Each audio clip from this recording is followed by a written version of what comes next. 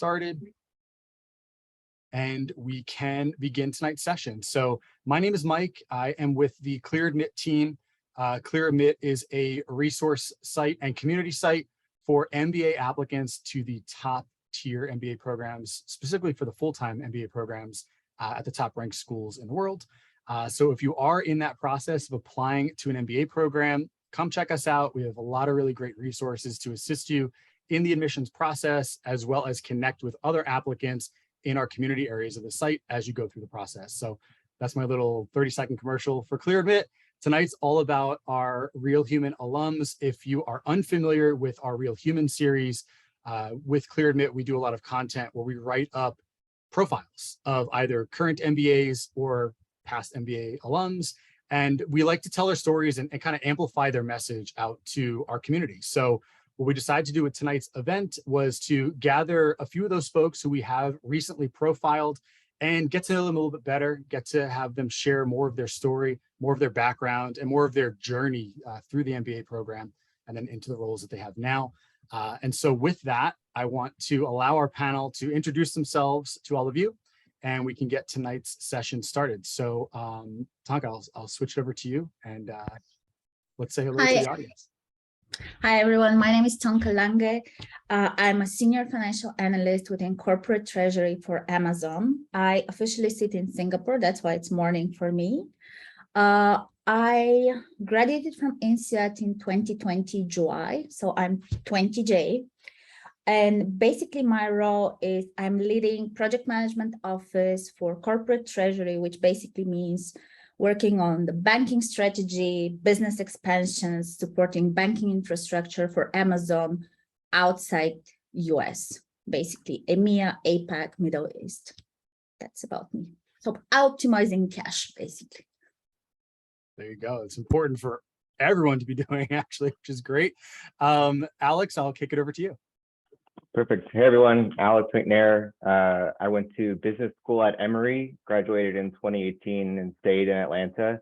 And since then, I've been at Deloitte, where I'm currently a manager, specifically sit in our human capital group. And I do primarily operating model and org strategy consulting work for life sciences clients in the commercial space. Very, very nice. And thank you for joining us for tonight. John Matt, how about for you? Yeah, absolutely. Thanks, Mike. Hi, everyone. My name is John Matt Hopkins.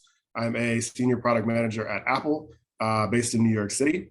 Graduated from Columbia Business School in 2020, where immediately following graduation, I joined Apple. At the time, I started in a new product launch role, working within operations on hardware and devices. And since then, I've recently moved over to my current role as a senior product manager. So looking forward to talking to everyone. Thank you. Looking forward to having you share your thoughts. Casey, we'll switch over to you. Hi, everybody. I am Casey Brown. I work at the Disneyland Resort in marketing strategy. I'm a marketing strategy manager. I graduated in 2019 from USC Marshall, and I'm locationally in Long Beach, California. There you go, bringing in the warm weather for us all. Clear Admit, we're based in Philadelphia, so a little different on the East Coast over here. Thanks for joining us. Ruchi, we'll pass over to you. Hi, everyone. My name's Ruchi Nanda. I'm based out in the New York City area. I attended Columbia Business School as well. I graduated in 2019, and I'm now a senior US capital markets industry advisor at Microsoft. And what that means is that I work closely with business and tech executives that are customers on business challenges and strategic opportunities in the capital markets space. Very nice, and thank you for joining us. And Matt, bring us up here. Let's meet you as well. Thanks, Mike. Nice to meet everyone. My name is Matt Leung. I went to Kellogg for business school, class of 21, where I recruited for consulting. And now I'm about to start my second year at BCG in Chicago, where I've been general consultant, mainly focused in healthcare, and have now since done a variety of projects such as growth strategy, org design, due diligences, and a couple more. So looking forward to this. Nice. And Thank you for joining, and thanks all of you for joining us for this session tonight. And so to get things started, we kind of wanted to bring things back a bit. So I know we're all in industry now past your MBA, but think back, for some of you, maybe a couple years ago, for some a little more years ago, for me, it'd be many more years ago, to before your MBA program, and talk us through what that process was like for you. How did you select a program, and were there any really main factors that you used to consider when you were making your short list of where to apply? And John and Matt, sorry, since we ended with you for introductions, we'll kick you off with this question here, since you were so patient during the intros. Sure, of course. So I guess to just go back in time, for me personally, the way I chose how to apply to schools was more of like a volume play. So I personally blasted out, the top 7, and then just said, okay, you know what? If I get any of these, great. Like, I'll probably go. If I only get one, I'll go to that one. If I get multiple, then I'm in the nice position to choose. But I didn't really say like, oh, I prefer X school over Y school, and went down that. I didn't go down that rabbit hole too much, because I need to get in at the end of the day. So it was more just it was the volume play. Okay, that sounds great. And so you said 7 schools, and that how many you ended up applying to at the end of the day? Was it just those 7, or was it more than that? I only applied to those 7, and I actually split them out between round 1 and round 2, just to. I think it would be incredibly hard to give a fair effort in one round. That being said, I kind of like chose the ones that I were more reach schools in round 1, and then not backup, but like less reachy schools for round 2, if that makes any sense. Okay. Yeah, no, absolutely. Anyone else in the panel want to add to that? Thoughts and goals for when you were originally applying and trying to pick schools? How about the quick question with a show of hands? Did anybody apply to more than 7 schools? No. Did anybody apply to less than 4 schools? Yes. Tonka, how many for you? I literally applied to 2. And Okay. I think that for me, one thing is that, let me put it this way, my profile is very international, right? I was born in Bulgaria. I was raised in Russia. I was educated in UK. I married a German and spent a few years in Germany. And I was in Asia already before applying for business school. So I was much more mature and older than typical. Like, I think for the US schools, definitely typical candidate. And for me, for the longest time, the MBA was like, well, I work in finance. I did the whole CFA thing. Like, why would I need traditional education? I already have 2 bachelor degrees. I have a master's. Why would I need the MBA? So I actually decided to do my MBA significantly later than my peers. And it was much more conscious decision. Okay, what are my priorities?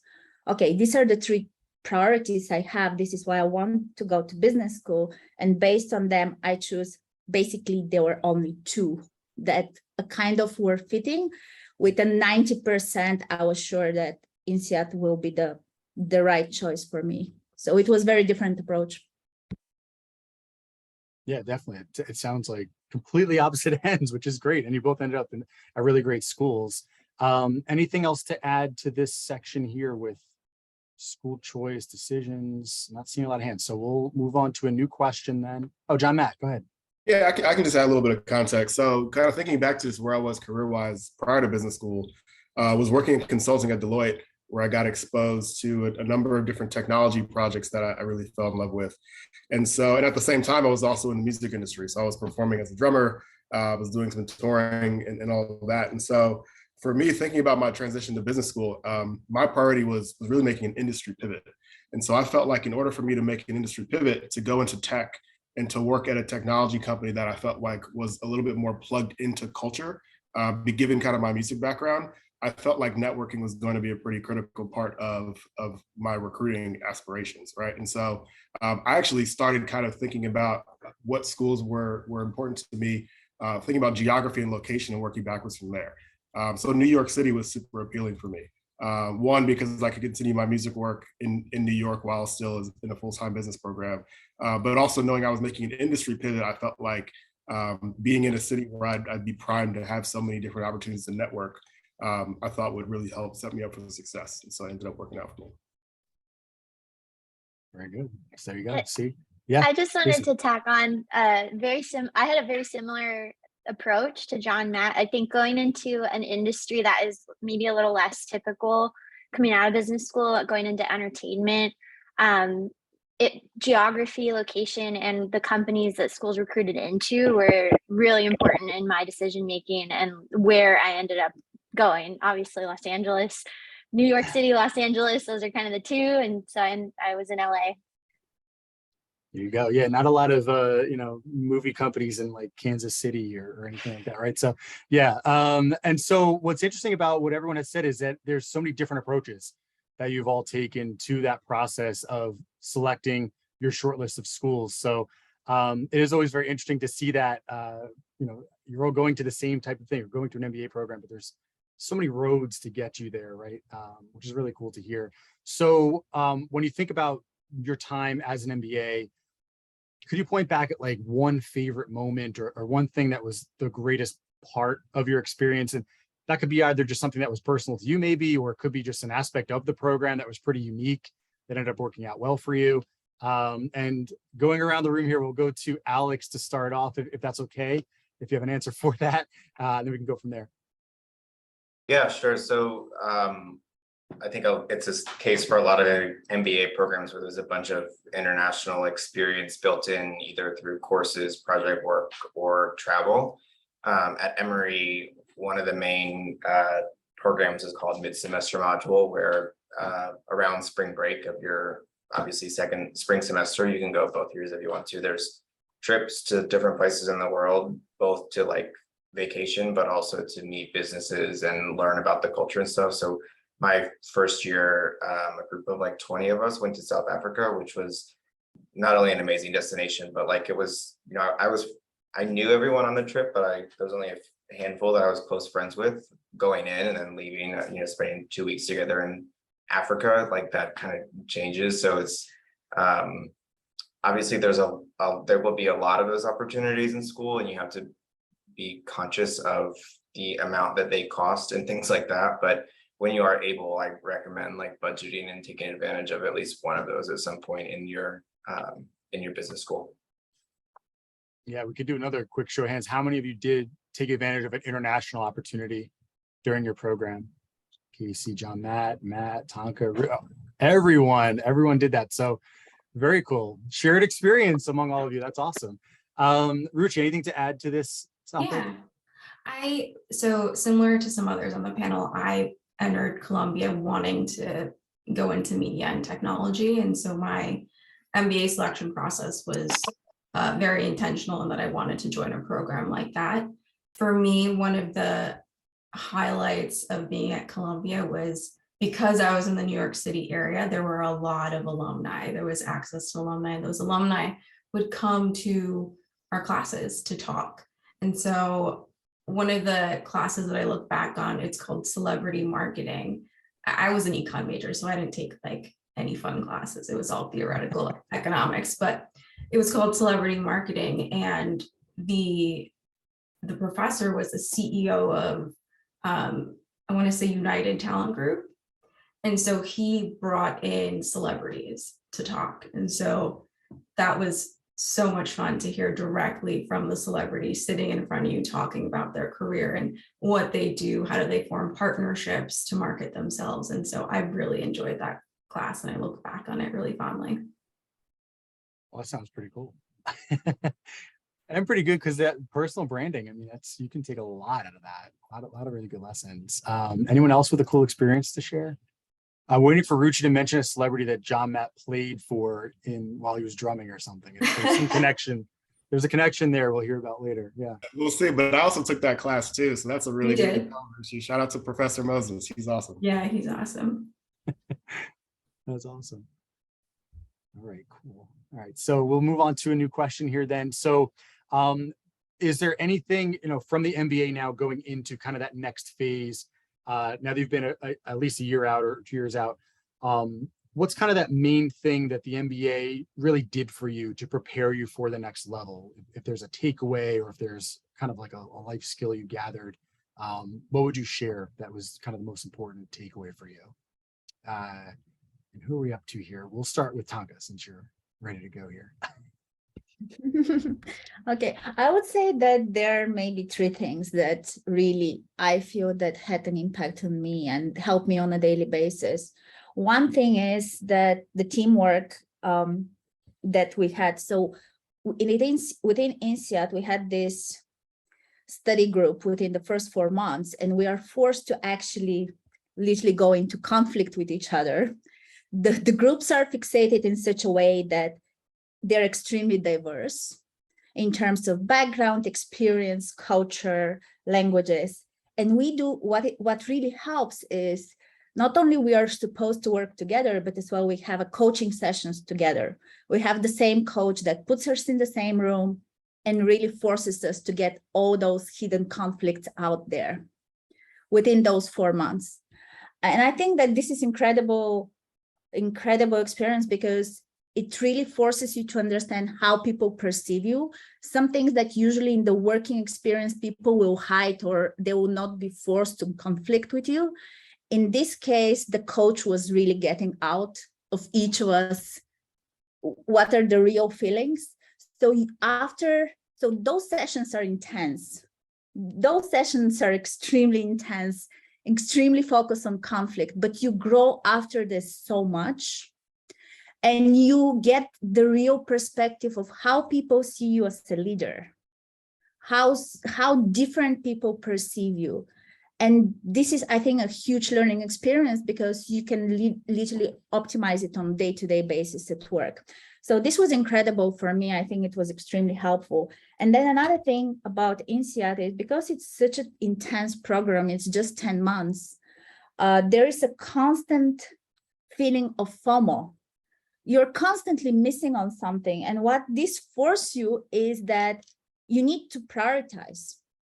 At every single point of time during the day, during the weekend, there are 10,000 different parties, networking events, recruiting events, classes, something else. You need to decide. There is no way around. You pick and choose and put your priorities. And I think that this is as well the same as day-to-day at work. You cannot do it all. You need to realize that you need to put your priorities and just go for it. And obviously, I think for me was the people that really shaped me, like alumni plus the classmates. And they continue shaping and helping at work, to be honest, as well. So these are the three kind of highlights for me. Very nice. That's a great summary. And sounds like you had some really good experiences. I remember taking personality assessments and those types of things, and they give you those kind of ratings, but it sounds like you were in that personality assessment for multiple days and weeks. Forced. You live the assessment. Yeah. Okay. That's awesome. It's pretty cool. Pretty different. Anyone else to add for their main big takeaway that helped them at the next stage?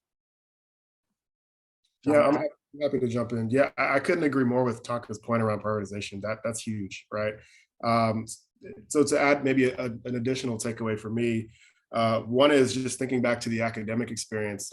So much of Columbia's philosophy, I'm sure this is true of many MBA programs, is the institution really wants you to kind of just be dangerous enough in every different cross-functional part of an organization, right? You're going to get a super crash course into corporate finance, into accounting, into economics, into marketing, into operations, right? All the different functions of an org, to be able to walk away after 2 years being just dangerous enough to be able to understand all of those different pieces. And then in your career, you can decide where you want to pivot and really dive in and focus. So what that meant for me is my initial job at Apple, before I took the role that I'm in now, was in a new product launch role within operations, where essentially our job is to take the new product launch strategy and then work with all the different cross-functional teams to then go execute on that. So that when Tim Cook gets on stage and says, hey, this is the new iPhone, we're kind of managing in the background to make sure all different teams are coordinated for that big moment and that big reveal, right? And so what that means is from a day-to-day perspective, 80% of the role was just talking every day to different teams from different perspectives, from different orgs. And so that ability to kind of almost speak a different language every other hour, depending on what team you're talking to, I think is a critical skill set that I probably picked up from my MBA, because I knew just enough of the vocab, the language, the incentives, the priorities of all these different orgs across an organization to be able to effectively do my role once I got to Apple. Yeah, that's a really great point. And that's the great thing with taking some of the electives like Ruchi mentioned earlier, where you can kind of get a little into something different, but it's outside of your comfort zone as well. And it allows you to kind of explore those other areas. So that's really great. That is a great takeaway. And I like the little product placement. I like that. That was just enough to tease. Yeah, we saw the Apple product. Yeah, that was good. You're allowed. It's fine. We don't have any tie-ins with Samsung or anybody else. So okay. Anyone else to add for a takeaway? Ruchi, you came off mic. So what do you got here? I was just thinking back to in business school, I really enjoyed the case study method. And I think, every single business school employs that method in some form. And I liked how in case study method, you are reacting to a real world case and then solving that case in a structured way. And that's something that I use every day at work that I do think differentiates me from my colleagues, is that I bring a very structured way of solving our customers' problems. So I work in the sales org in more of a business development function. So when I'm talking to, say, a hedge fund and they're describing what they do day to day and where they're struggling with technology, it's like hearing a live case. And then I'm able to digest and then play back what they said in a structured way while offering solutions. So it's a form of consultative selling, which I really enjoyed, and my MBA has really influenced the way that I do my job. That's great. No, I mean, and I'm not going to say hot take, but I mean, case studies sometimes can be controversial for some folks if they don't get it, because it's sometimes abstract. So it's great that you enjoyed it and now are using it at that next level, because we hear sometimes, you hear both sides of that. You hear other folks who say, I need to know that there's a right answer and I need to get to that right answer. And if you told it was the only answer that you can get to. And that's the beauty of case study method, is there's no exact right answer. There's kind of in a matrix, so that's really good. Anything else for this topic here? I'm jumping off yet. So we're going to switch into now the next phases. So this is now getting into recruiting, getting into the process of kind of, you're in your program now and you're transitioning out, right? So speaking of areas that can be either really great or really not great for folks, thinking back on the recruiting process for your first post-MBA role. Are all of you still in your first post-MBA role? Casey's not. Alex is. Matt's not. Okay, so that's good. Okay, so we have a little mix here. So thinking back, leaving business school, that first role right after, right? What tips or advice? Like, what can you tell people? Does it really take all your time?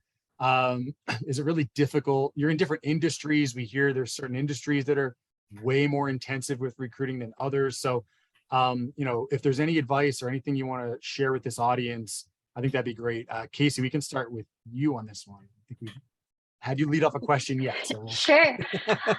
I think that, I have a lot of thoughts about recruiting for entertainment. It is a very unique path to take in business school if you think about the ways you could go. And I think advice I wish I had given myself was just to be patient, because the recruiting timeline for entertainment is what we call just in time, which is so you'll have the consulting, that's very formal and structured recruiting, and then all your friends start getting offers for internships in like January and February, and you've not even started interviewing for internships because it's just in time. So those things happen in March and April.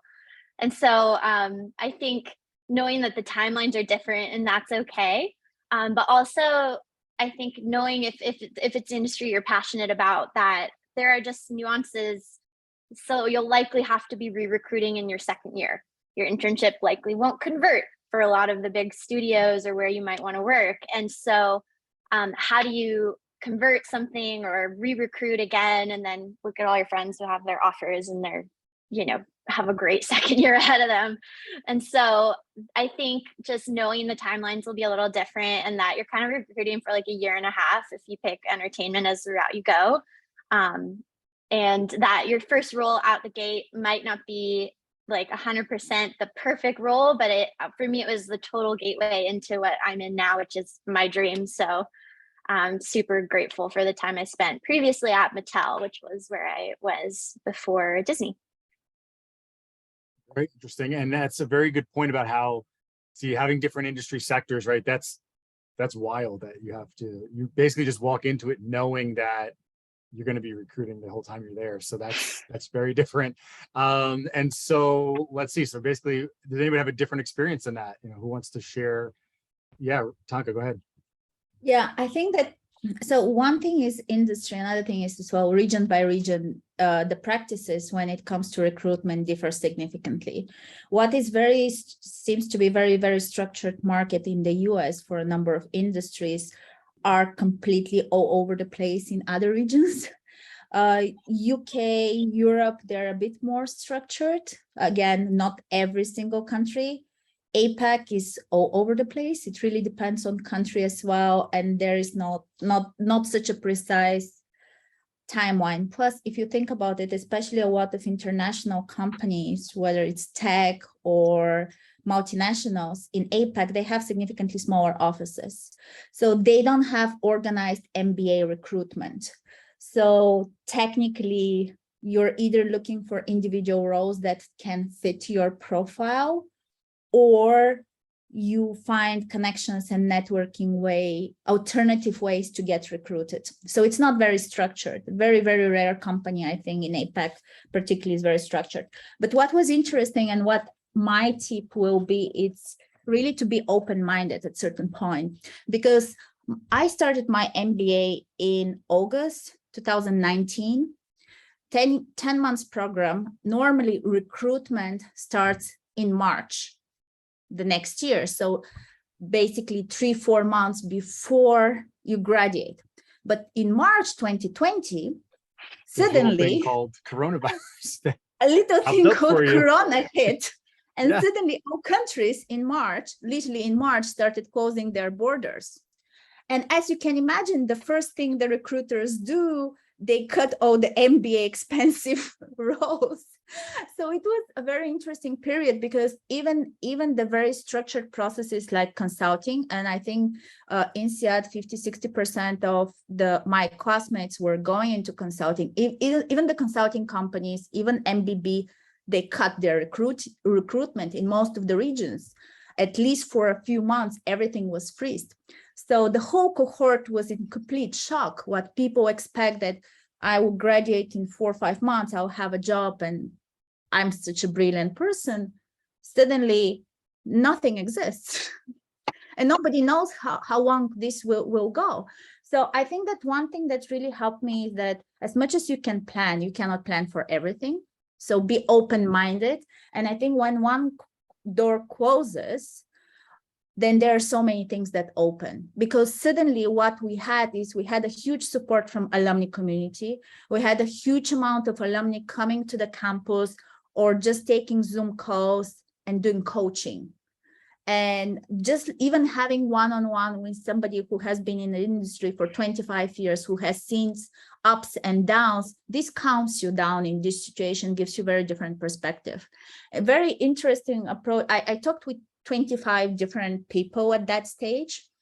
And what's interesting is if you talk to alumni who graduated in 1991, alumni who graduated in 1997, alumni who graduated in 2001 or 2003, they will all tell you that they graduated in the worst crisis ever. So COVID is nothing compared to that. So it's always about perspective. So be open-minded, and just, you need to be able to make quick decisions and adjust if something happens. And this is normal, because this is what happens as well day to day on the business. Yeah. Yeah. No, that's a very great point. Everyone has to, a lot of pivoting. If you're supposed to recruit March 2020, that's nobody knew what was going on at that point. So Matt or Alex, anything to add? Alex, I saw you come off here. Yeah.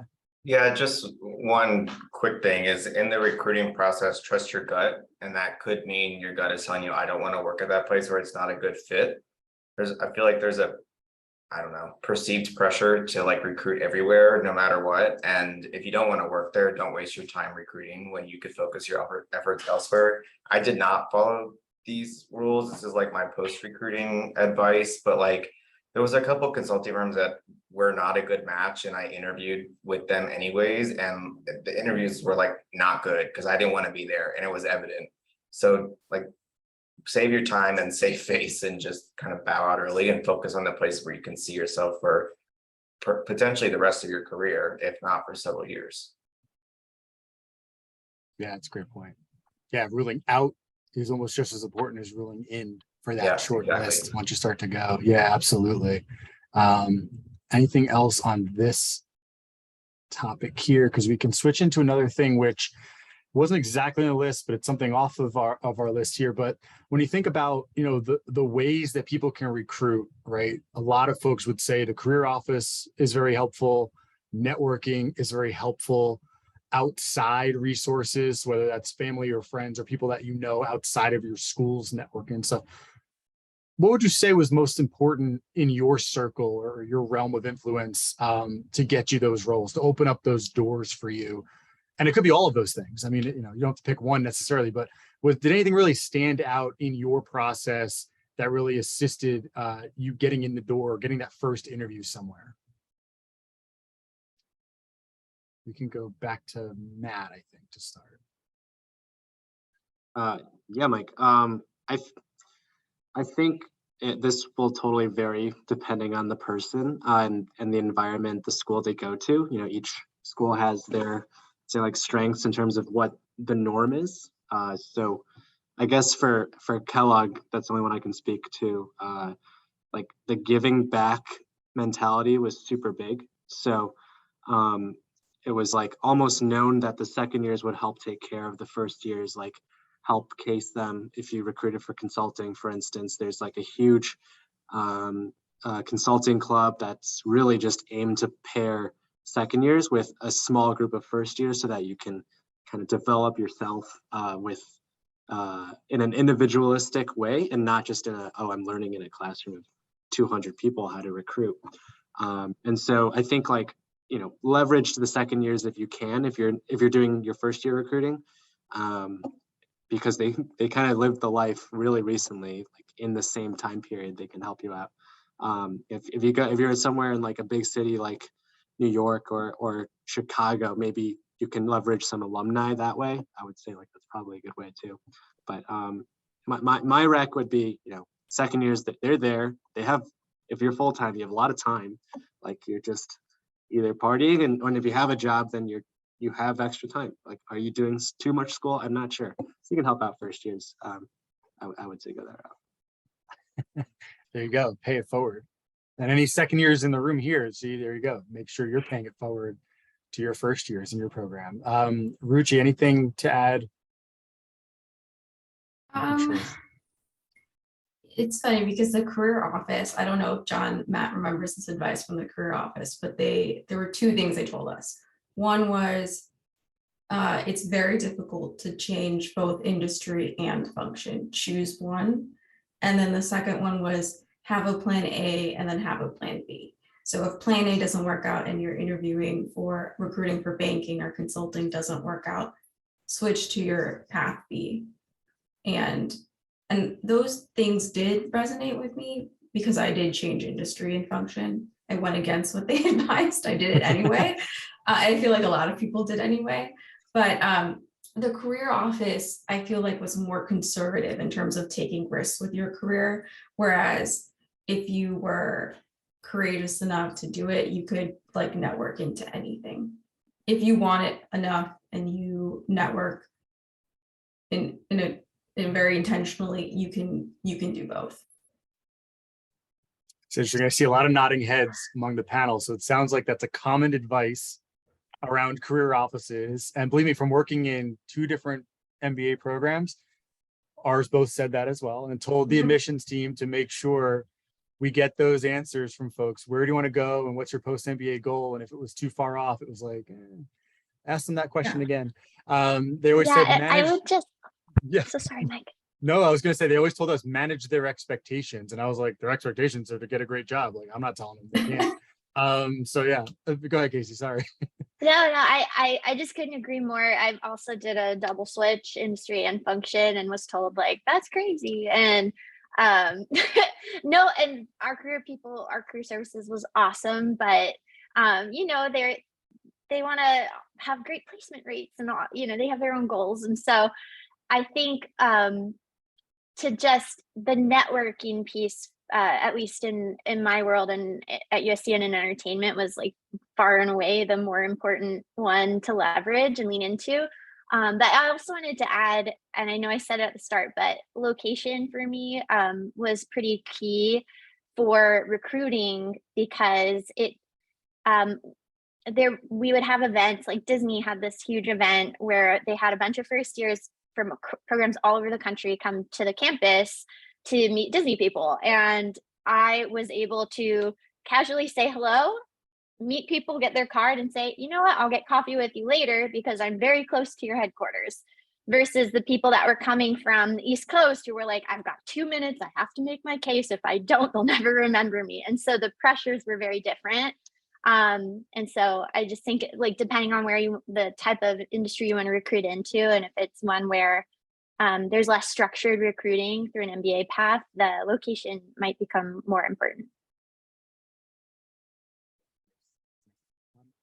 Especially in your situation where you go to a school in Southern California, you go to an industry that is very popular in Southern California, it all makes sense that you connected the dots very well in that process. Did everybody else, did anybody stick? I'll go the other way. Did anybody have their industry, the same industry that they came from, went to the MBA, went back to that industry on this panel? No, so everybody was at least an industry switcher. So everyone did at least one of the two, as Ruchi mentioned, there's kind of those two things, right? Is it function, industry? Everybody at least did one of those two. Did anybody stick with the same function? At INSEAD, they call it 3. It's location, industry, and role. Okay. It's 3 dimensions, actually, if you think about it. Yeah, that's true too. Okay. Interesting. Okay. So we have a lot of kind of double switchers, I guess we'll say, in this audience here, which is very, very cool. Okay. So looking at your companies now, right? I mean, you all work at awesome spots. They're all very desirable locations for MBA graduates. What should they know? Like, why should they pick your company? Why should they look into your company? What do you know now that you didn't know? That's a really cool selling point. Like, sell us a little bit. Like, what's great about your respective places of business that, change our minds? I'm interested in, I want to go into finance right now, but maybe Disney sounds great now. I don't know. I want to do that. So what would those things be? Let's see. Who are we? Tonka, we'll start with you, I guess. We'll go around on this one. We'll hear from everybody on this one, I think. This would be kind of nice. So let me put it this way. What is my second year? So I've been with Amazon for a year and 8 months now, and I love it. So I love the culture. I love my role. I love my independence. I love that I can shape what I'm doing, what I'm going to do. There is a lot of ownership that it's promoted, a lot of problem solving, and it just feels that you're driving your career, you're driving the direction of your team. And actually, to be very fair, the role, I was not 100% sure that I want this role. It was not very clear, and a lot of people advised me, just get in and then you figure it out. But the more I've been working in my role, the more I've been given this opportunity to shape it and create it myself and create this vision, the more I've been enjoying, which is something that I was never really expecting. So, but I know for sure when it comes to Amazon, it's love or hate for many people. You either love the culture or you hate it. So I'm a big fan, but that's me. And that's probably fair of most companies, to be fair, right? I think that's not just an Amazon problem, or if it's a problem at all. Alex, how about for you? Yeah, sure. So I think consulting in general, I like that I think the pace of learning in consulting or the pace of experience is hard to match anywhere else just by nature of how the work is. And then specifically to Deloitte, what's kept me here for 4 years and will keep me here for the foreseeable future, potentially forever, is the people, which, that is a selling point of Deloitte. But I would also, back to my point of trusting your gut, like that really matters when you're recruiting. So like, I would love it if the people at Deloitte, like you vibe with, but it's something to like, anybody going to business school can do most of the jobs that are being recruited for, or you can learn how to do them. So you want to be doing them with, like, you want to add in the sort of soft stuff when you're recruiting. Like, are these people that I want to spend way more typically than 40 hours a week with? Which for me at Deloitte, that's what makes it worth it for me. Yeah, absolutely. You're joining the company's family, you're joining the culture. It's like choosing a school again, right? You got to fit in as well. It's not just showing up and punching the clock anymore. That's not how it works. So makes a lot of sense. John, Matt, how about for you? Yeah, for sure. So kind of thinking back when you're in the application phase or kind of in the MBA bubble, so to speak, you're spending so much time really thinking about like, what's your dream role? That I think if I were to go back and kind of replay things, I would spend a little bit less time kind of sharpening like what is my dream role right now, but also optimizing in my first role out of the MBA program for where can I continue my learning and development. Because your immediate first role right out of your MBA program, it could be the one that you end up in for the next 40 years, and that's amazing. And I wish that for anybody that wants that, right? But I know I have a number of peers that have already transitioned 1, even 2 times.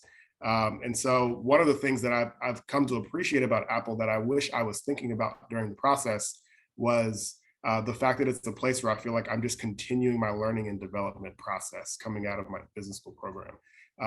Coming from consulting, where I felt like I had a pretty good grasp on kind of high level strategy of technology, I wanted my next experience to be more around how do you actually deliver tech to the marketplace. And so Apple for me has been kind of the perfect place to really dig in my learning for how you do that.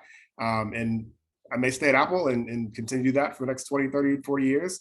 I could also take that learning and then go apply that in any other number of areas, right? I've already made a transition in my role within Apple, in part to do more learning on a different part of the org that I want to dive into. So yeah, I think for me, one of the things that's been a pleasant surprise about Apple, not that it was surprising, but more because it just wasn't what I was optimizing for at the time when I was recruiting, was it's a place where I found I'm continuing to learn and continuing to develop. That's great. That sounds awesome. Ruchi, going tech to tech here. What about for you? I was worried you were going to call on me. It's really difficult to answer this question with Amazon and Apple in the room. No, it's great to answer. This is why we need this question, because let's go. Yeah. Microsoft is also great. I'm on a Microsoft laptop right now. So are you on a Surface? Yes.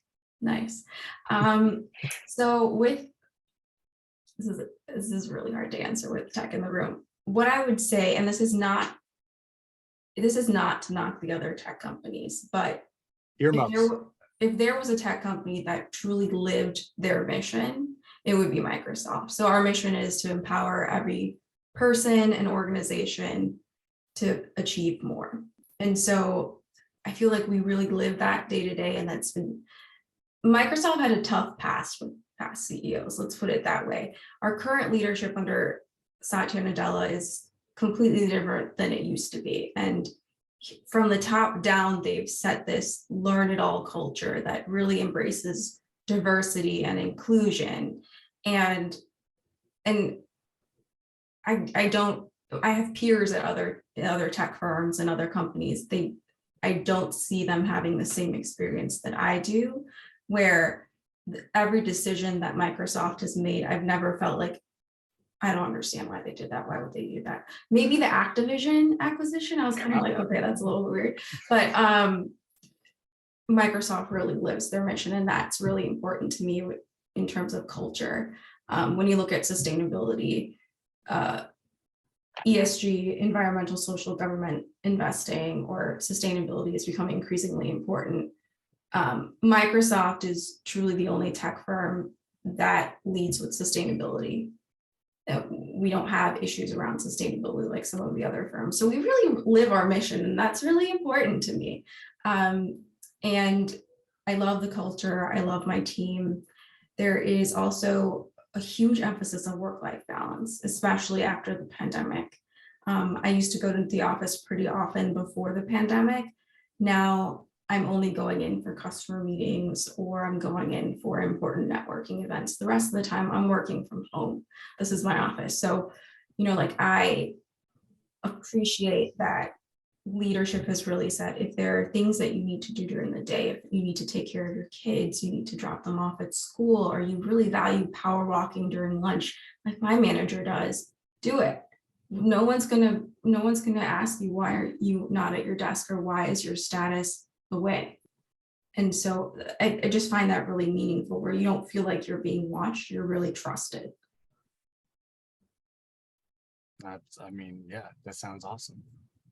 I like that. A little slight dig on other tech, but also not. You know, it's just, you're proud of your company. That's amazing. That's good. Customers ask us this. What are we supposed to do? Everyone's supposed to be proud of their company. Yeah, that's a fair answer. That's great. And I would have said, yeah, Activision as well. So you already said it. I don't have to. I'll leave that one out. As a PlayStation player, Call of Duty will be gone in a year, and I'll be okay with that. Casey, this is an unfair question for you, so I think we should skip. No, I'm just kidding. Go ahead. What do you like about Disney? Let's hear it. I know it's kind of easy to say, because not only I work at Disney, but I work for the Parks and Resorts division. And so if you can imagine a general like vibe, happy Disney people, like times 100, because hospitality is front and center. We have this thing at work called Disney Nice, which a lot of my coworkers worked in the parks at some point. And so there's just so much customer service and that's always at the forefront when we're having conversations with people. But it's really hard to dislike what you're doing every day when you can like go out of your office and go to Main Street USA and like see a family have the best day of their life, you know, maybe the best vacation ever. And so it's really rewarding to get to see that really tangible connection. When I was interning, I interned on an emerging technology team at Disney, and it was a little harder for me. I wanted to be closer to the product, like the end result or the consumer experience, because we were working on things that were like 3, 4, 5 years down the line. And so to end up in this role now, where we're working on kind of like everyday experiences that people can have, it's just a joy for me. So it's a great culture. I will say you could do finance at Disney, you'd get paid less than if you did finance on Wall Street. So that's, you know, you can talk about pay, there's a difference there. So a lot of it's driven by passion, you know, and they know that. Then it's feedback. I mean, that is nice when you're in a customer facing role like that, where you can see literally at Disney, the smiles on people's faces, or like kids just freaking out because their like minds are blown by seeing Mickey in real life. So that's really awesome. And Matt, we'll close this question out with you on, tell us more. BCG, is it everything that it's supposed to be? What do you think? Yeah, Mike, I think I'll come with a very like pointed view. I think people that you know, apply to consulting and go through that pretty strenuous process, hopefully they know what they're getting themselves into. And I will say that, you know, at least from my last year, it's probably met those expectations, you know, like the good, the bad, everything in between. I'm kind of living it all. So, you know, you get the whole package. I will say, and like at the end of the day, I feel like all these big consulting firms, they're way more similar to each other than like what people will say in business school or during some recruiting calls. Of course, there are tiny nuances, and those tiny nuances can mean a big deal for some people. You know, it might mean the difference in terms of culture or like work-life balance. But at the end of the day, like I would try to fade out the noise and like figure out what you like about a certain thing. And it's usually the small things that I think, as Alex said, you know, you get a sense of whether or not you're a good fit or not. the small things matter, and I think they fit well for me at BCG. So, but it'll depend totally for anyone that's trying to go into consulting. Yeah, no, absolutely. And yeah, you said it. So we'll have time for one last kind of wrap up question. So I think to take it full circle, a fun one, hopefully I think it's fun, but you may disagree, might be to kind of, again, take it back to the kind of beginning of all this and applying to an MBA program, right? A lot of folks who are registered for this webinar are probably at that early stage of applying to their programs with applications just opening over the last month or so. What would be like, one thing you wish you knew at this stage, just opening up that application for the first time, getting going on things? What's that one piece of advice you would share with folks at that point in the process? It's all going to be okay. You'll end up like I am now, and you'll get through it all, and we all did, and it all worked out well. So what can we tell people at that very early onset?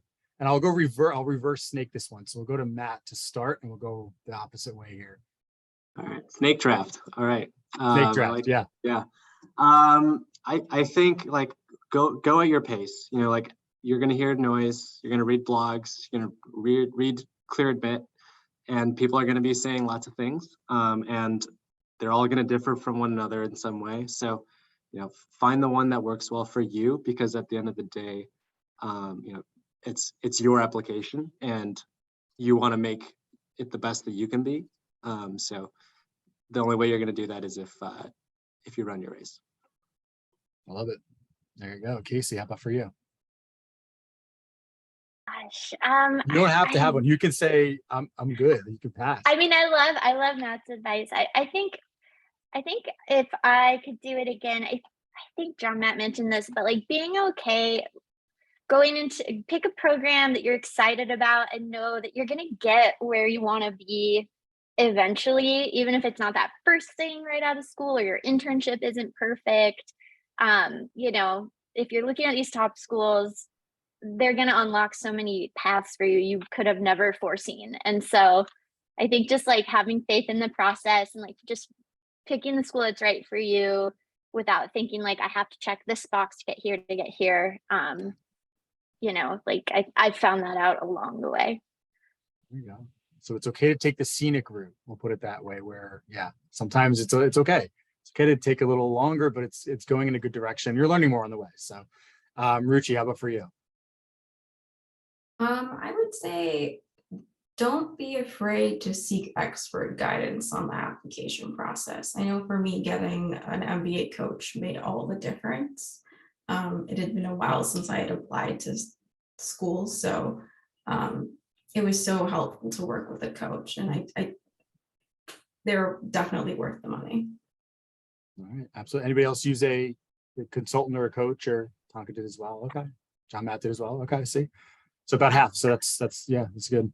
And it really depends, although on the coaches, what kind of coach. The right coach will really, at least in my case, really help me focus on myself and focus on what I really want and what I really need, which to be honest, it was as well experience on its own, because I will write the essay, the first essay, and he'll be, this is bullshit.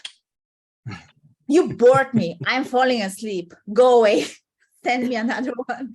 So after numerous interaction, it really get me crying at certain point. But at the same time, I think it get me to really see who I am, what I want, and focus on myself.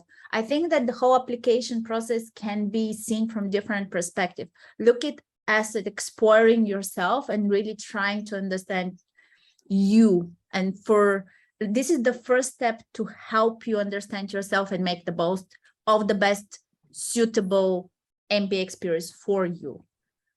Really use it as a step to explore yourself. I think that will be my advice. Sounds great. Absolutely. Matt, how about for you? Yeah, for sure. I think, and it may be a little bit cliche, but just don't be afraid to be authentically you in your essays. I remember my first few drafts of my essays felt a little bit too, here is my business plan. And then I had a buddy of mine who at the time was a first year at Wharton read it, and he was like, "This is not what you care about passionately." And so I worked a lot of it, and honestly, I wrote more about my music experience than anything else in my essays. And then when I went back to Columbia to do a similar virtual panel for some admitted students last year, one of the admissions officers who was leading the panel kicked off the introduction of me talking about the essay she read that I had submitted around music. And so it was just really great confirmation that, you know, I think to Casey's point, a lot of this is going to work out as long as you continue to be true to yourself and you just put your authentic self on that page. Love that. Yeah. And I love the people who ask for, give me a sample essay. It's like, that's not going to help you. Like that's not you. That's not who you are. You need to write your own thing and be confident in your own abilities. I mean, it got you to where you are now. So get you into that school as well. Alex, help us out here. How do we, I know you're kind of going towards the end of the snake draft here. So we're running out of like all the tips. I hope we didn't steal yours.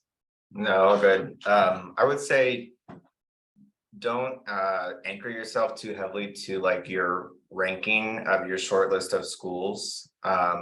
If you have a school that you've been interested in enough to apply to, obviously it's a school that you're considering going to. You might not get into your first choice school or what you thought was your first choice school. I didn't.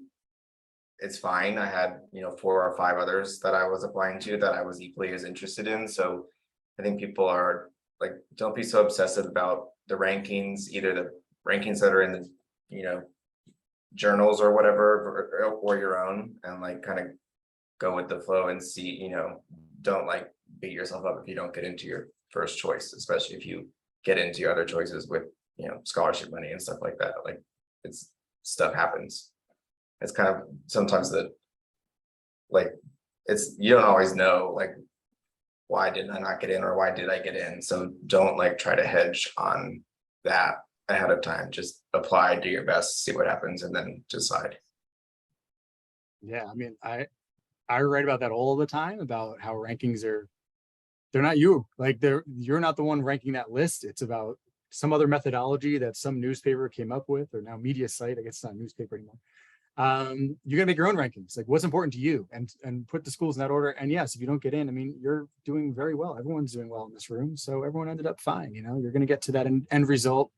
And going back to school is that first step. So going to any of those schools, you're ahead of all the people who don't make that decision and don't go to any MBA program. So that's already a step up on hundreds of thousands of people each year that don't go back to school. So I totally agree with that. I think that's great advice. Tonka, I know you jumped in before. Anything else that we missed or? No, I think that it was, everybody summarized it very well. Really be authentic and be yourself. Know what you want, your priorities. It's about you. It's not about the other people. Absolutely. Yeah, I think that's great.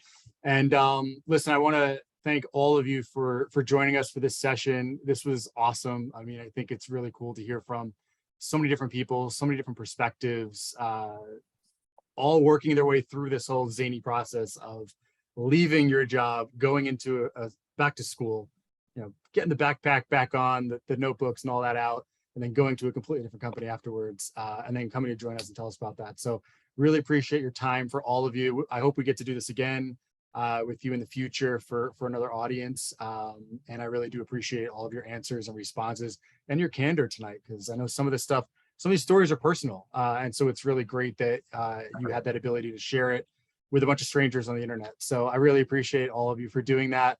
And to our attendees as well for joining us. We will post the recording of this on our site later.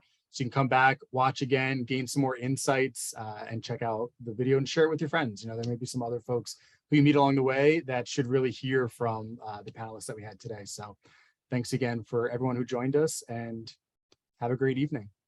Thanks. Or day, or Tonka, have a great cup of coffee when you get off of this. All right. Thanks, everyone.